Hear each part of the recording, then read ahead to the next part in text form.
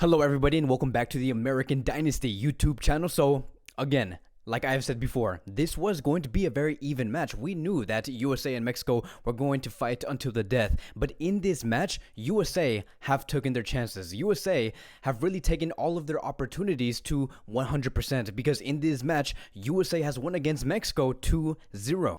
Now look, even though USA did win 2-0 against Mexico in this match, that did not mean that USA was dominating against Mexico. Mexico was actually bringing in a very good fight. It's just that USA really took advantage of their opportunities, and it came from two goals coming from Pulisic and McKennie.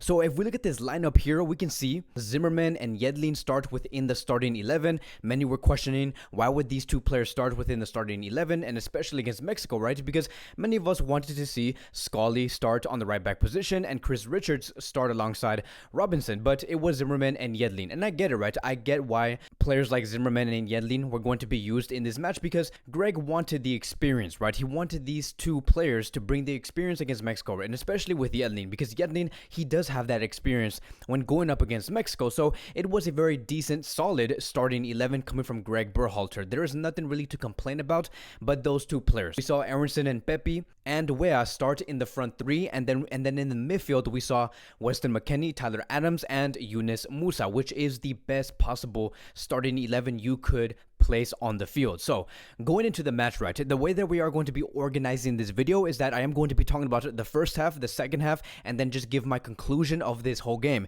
If you guys are familiar with my Barca Media post-match reviews, that is basically how I do organize all of my videos. I do like to talk about the first half, the second half, and then give my overall review of this whole game. So starting with the first half, and I'm going to go into the very beginning, right, those first 10 to 15 minutes. You can just feel, right, those first 10 to 15 minutes, USA and Mexico were really like trying to battle for that first goal, and Mexico were defending well. USA was also defending very well, and then there was a moment where Mexico found their biggest chance, which was on the 18th minute. There was a time where Mexico did beat the press coming from USA, because one of the plans that USA were doing was USA wanted to press 100% of the time, and especially in those first 15 to 20 minutes, and that became one of USA's biggest weaknesses in those first 20 minutes, was to always press the opposition, which was against Mexico, because Mexico knew exactly what USA was going to do. They knew exactly that USA was going to be pressing 100%, and that the only thing that Mexico had to do, and look, this is the most dangerous thing about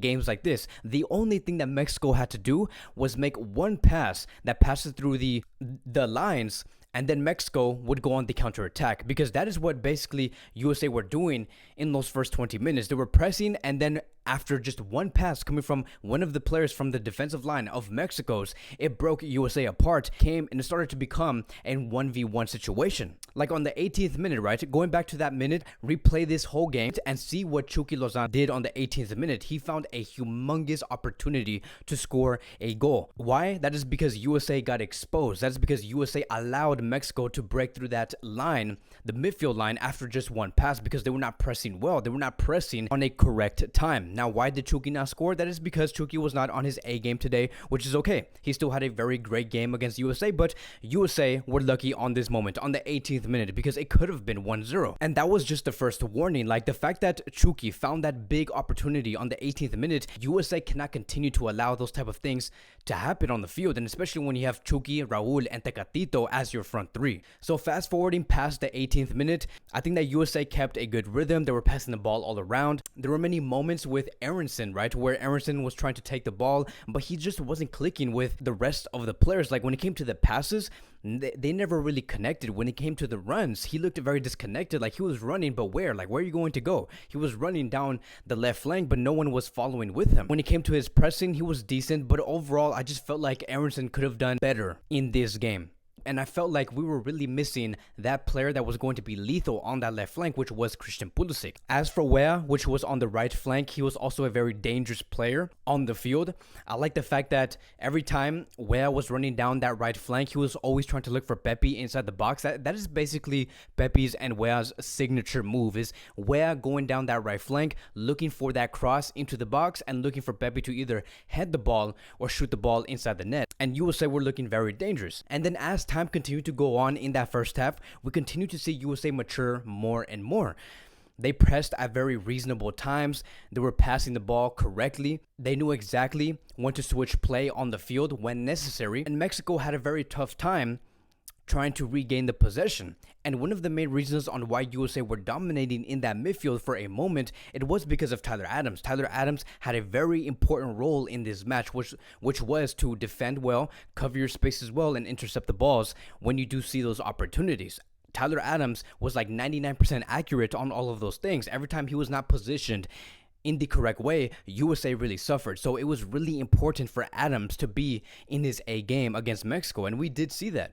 And so looking at the final stats of the first half, we saw USA have a total shots of 7, 6 chances created. But then if we were to look at the shots off target and the shots on target, right? Because Mexico had less total shots and less chances created, they still had the exact same amount of shots on target, right?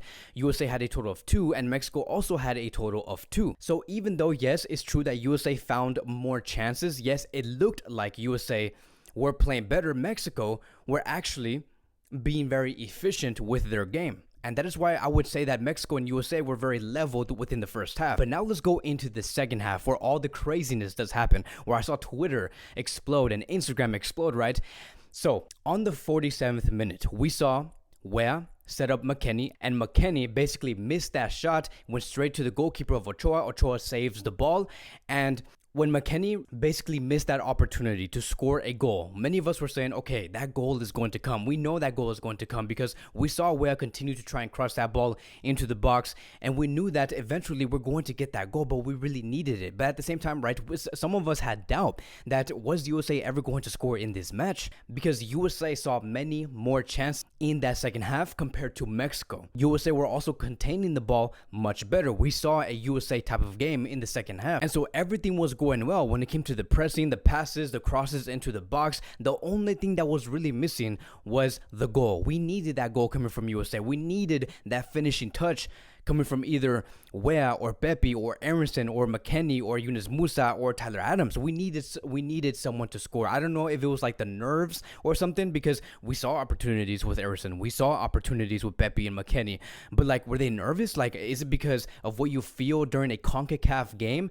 Is it because you're playing against Mexico? Is it because you're playing against, is it because you are in front of all of these fans? Like, what was it? Like, why were we missing so many opportunities in the first half and in the second half? And then fast forwarding towards the 64th minute, where things were really getting heated between Mexico and USA, there was a moment where Aronson was basically on his knees on the field. He was going to pick up the ball, but then we saw Luis Rodriguez, who is a right back for Mexico. There was an incident, right? Because Luis Rodriguez was basically grabbing Aronson's face right in front of the ref, because Aronson had the ball and Luis Rodriguez wanted the ball, and he basically said, look, get up, get out of my way, I want the ball. And then he grabbed him by the face in front of the ref.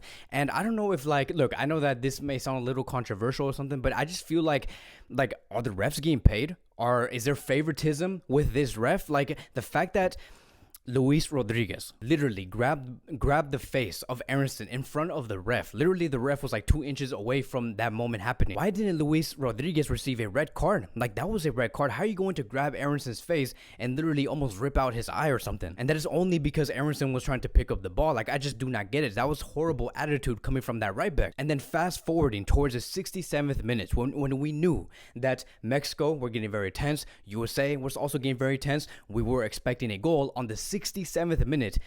Many of us did not expect for this moment to happen, but on this moment, Christian Pulisic enters the match. Yes, ladies and gentlemen, this was a moment where Greg did not show that he was not afraid to use Pulisic in this game. After what Tuchel did say about Greg needs to be more careful and he needs to be more responsible about how to handle Pulisic in this match against Mexico. I understand that this game between Mexico and USA is very important, but he needs to be more careful with Pulisic. Greg was not afraid. Greg said, you know what, I'm going to use Pulisic in this match against Mexico because we need that final touch. We need that goal. And you guys know exactly where I'm going to be going with this, because fast forwarding 5 to 6 minutes later, after the 67th minute, my friends, on the 74th minute, Wea did that signature move that we were talking about. He drives the ball forward on that right flank. He crosses the ball into the box, and the one player that would position himself the most and the best inside the box in front of all of the Mexican players in that box was Christian Pulisic. Christian Pulisic literally puts himself in the correct position,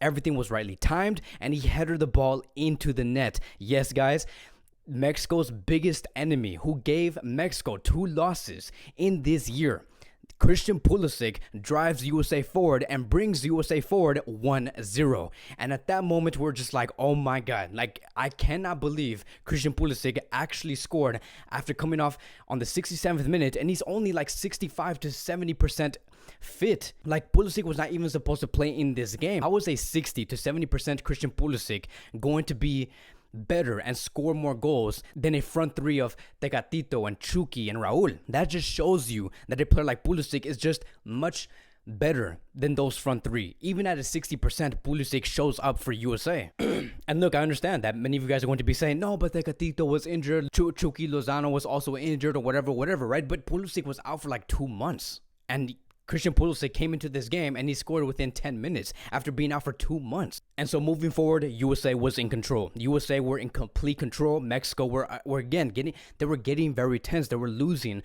their focus within the match, which is the first thing that you cannot do when you are losing.